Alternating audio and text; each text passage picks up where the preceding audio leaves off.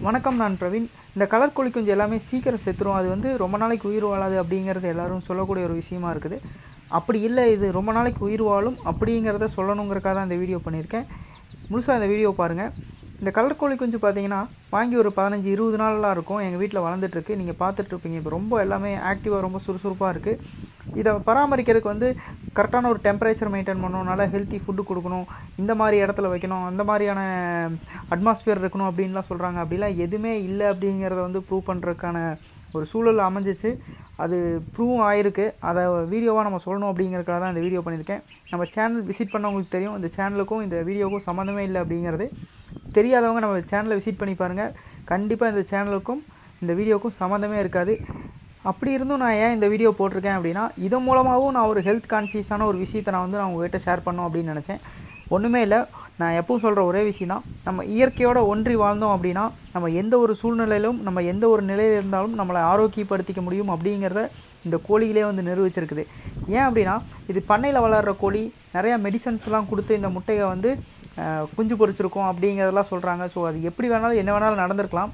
ஆனால் இங்கே வந்ததுக்கப்புறம் இந்த கோழி வந்து நல்லா இயற்கையான முறையில், இயற்கையான சூழலில், எந்த ஒரு ப்ராப்பர் டெம்பரேச்சர் மெயின்டைன் பண்ணல. இப்போ இருக்கிற காலம் வந்து பார்த்திங்கன்னா ரொம்ப காற்றடி காலம், மழை அதிகமாக பேஞ்சிட்ருக்கிற காலகட்டம், ரொம்ப கூலிங்கான டெம்பரேச்சர் இருக்குது. ஆனாலும் இந்த கோழிகள் ரொம்பவே ஆரோக்கியமாக இருக்குது. எத்தனை கோழி வந்துச்சோ அத்தனை கோழியும் ரொம்பவே ஆரோக்கியமாக இருக்குது.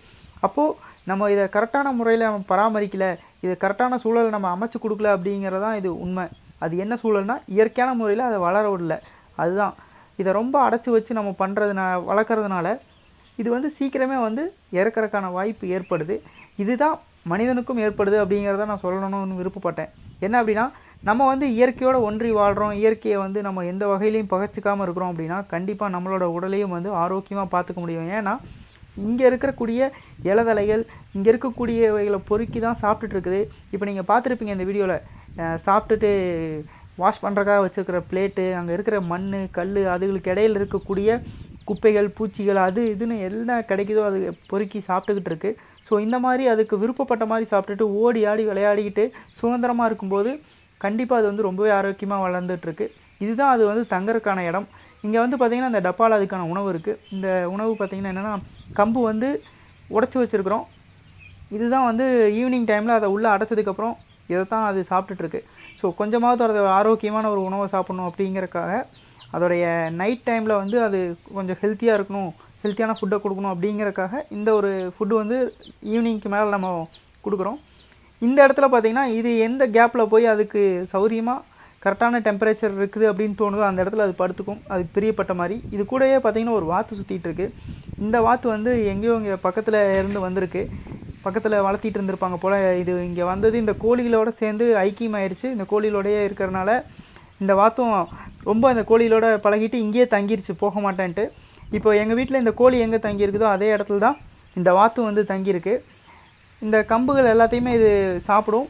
அரிசி போட்டிருக்கோம், அரிசிகளும் இந்த கோழிகளும் சாப்பிடும், இந்த வாத்தும் சாப்பிடும். நீங்கள் வீடியோவில் பார்த்தீங்க அப்படின்னா தெரியும்.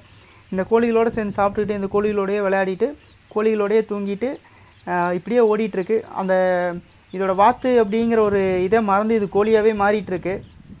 இந்த வாத்து பெரிய கூட்டமே அங்கே பின்னாடி மேய்ஞ்சிட்ருக்கானா அந்த கூட்டத்தோடு இந்த வாத்து போய் சேர்றதே இல்லை, இந்த கோழிகளோடையே தான் இருக்குது. வீடியோ கண்டினியூவாக பாருங்கள், நான் காட்டுறேன். இந்த கோழிகளோடு அது நைட் ஃபுல்லாக கோழிகளோடு தான் ஸ்டே பண்ணியிருக்கோம். இந்த ரூம்குள்ளே சாயந்தரம் பார்த்திங்கன்னா அதுவாகவே போய் உள்ளே அடைஞ்சிக்குது. அதுவாகவே வெளியில் ஏர்லி மார்னிங் வெளியே வந்துடும். வீடியோவில் நான் உங்களுக்கு அதையும் காட்டுறேன். இப்போது லைட்டாக அப்படியே மழை பெய்ய ஆரம்பிக்கும். அந்த மழை பெஞ்சதுமே வந்து பார்த்திங்கன்னா அந்த கோழிகளுக்கு ப்ராப்பராக வீட்டில் வந்து வளர்த்துற அந்த நாட்டுக்கோழியில் வளர்த்துவாங்க, அவங்களுக்கு தெரியும். அதோட டைம் வந்துச்சு அப்படின்னா அது போய் கரெக்டாக அந்த கூண்டில் போய் அடைஞ்சிக்கும். அதே மாதிரி இதுகளும் வந்து அந்த டைம் வந்தோடனே அதோடைய கூண்டுக்கு வந்துடுது. எங்களுக்கு எந்த ஒரு வேலையுமே இல்லை. இந்த கதவை சாத்தி தாள் போட்டுருவோம். ஏன்னா ரொம்ப காற்றடித்தாலோ நைட்டில் மழை பெஞ்சாலோ அது டெம்பரேச்சர் வந்து பாதிக்கப்படும், அது நனைஞ்சிரும் அப்படிங்கிற ஒரு காரணத்துக்காக. ஆனாலும் காலையில் விடிஞ்சதுமே பார்த்திங்கன்னா இந்த கதவுக்கு கீழே ஒரு சின்ன கேப் இருக்குது. நாங்கள் கதவை திறந்து விடாமையே எல்லா கோழிகளுமே வெளியே வந்துடும். வாத்து ஒன்று மட்டும்தான் உள்ளே இருக்கும், அதுக்கு மட்டும்தான் நாங்கள் கதவை திறந்து விட வேண்டிய கண்டிஷனில் இருக்குது இப்போது. ஸோ இப்படி தான் இந்த சூழல் போயிட்டுருக்கு. இப்போ பார்த்திங்கன்னா மழை பேஞ்சிட்ருக்கு. மழை துளி வந்தோன்னே பார்த்திங்கன்னா அப்படியே ஒன்று ஒன்றா ஓடி போய் உள்ளுக்குள்ளே போய் அந்த ரூம்குள்ளே போகுது.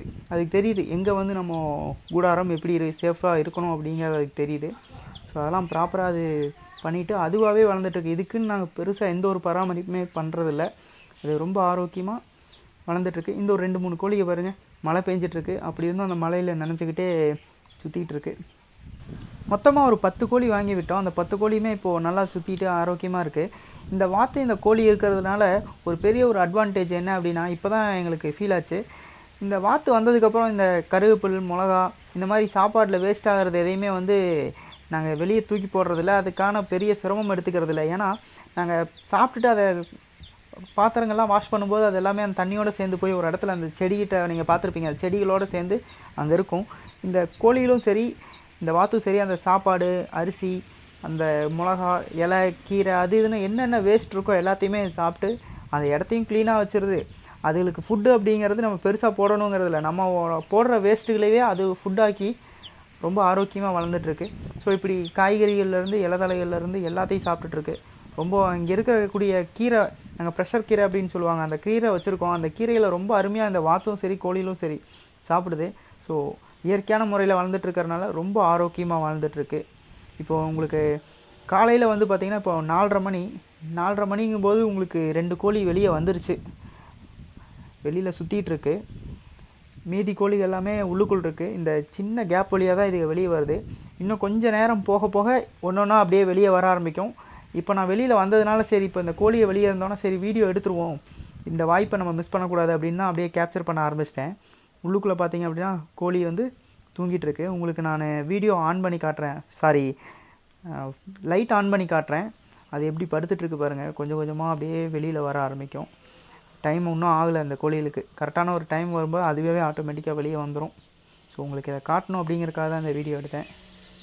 அடுத்தது எங்கள் வீட்டில் வந்து நிறையா செடிகள், அதாவது நம்ம ஆரோக்கியத்துக்கு ரொம்ப முக்கியத்துவமான செடிகள்லாம் நிறையா வளர்த்தலான் இருக்கோம்.